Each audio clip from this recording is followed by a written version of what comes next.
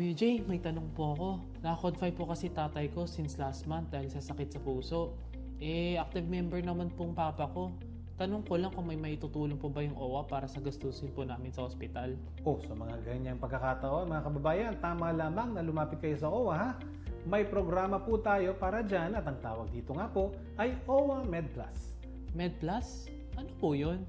Ang MedPlus ay isang supplemental medical assistance para po sa mga OFWs na aktibong miyembro po ng OWA at PhilHealth.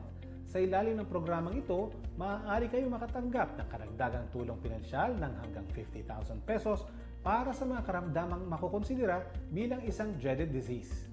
Ano po yung mga dreaded disease na sakop sa MedPlus? Magandang tanong yan. Kasama rito ang sakit sa puso, sakit sa atay tulad ng hepatitis, chronic kidney disease, chronic obstructive pulmonary disease at lahat po ng uri ng kanser. Kung nakakonfine ang tatay mo dahil sa ganitong sakit, pwede niyong i-avail ang tulong na ito. Ang laking tulong po niyan. Paano po kami makakapag-apply? Simple lang po. Para sa mas kumpletong detalye at impormasyon, mas makabubuting magpunta kayo at makipag-ugnayan sa pinakamalapit na OWA Regional Office sa inyo pong lugar. Kung nasa ibang bansa naman ang OFW, maaari po kayong pumunta at makipag-ugnayan sa Polo OWA natin doon. Salamat po Kuya Jay. Malaking tulong po talaga to sa pamilya po namin. Wala pong anuman.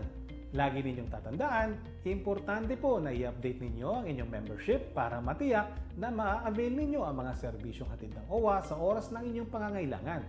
Hanggang sa uulitin mga kababayan, tandaan na dito po ang OWA para sa inyo, mga makabagong bayani ng ating bansa.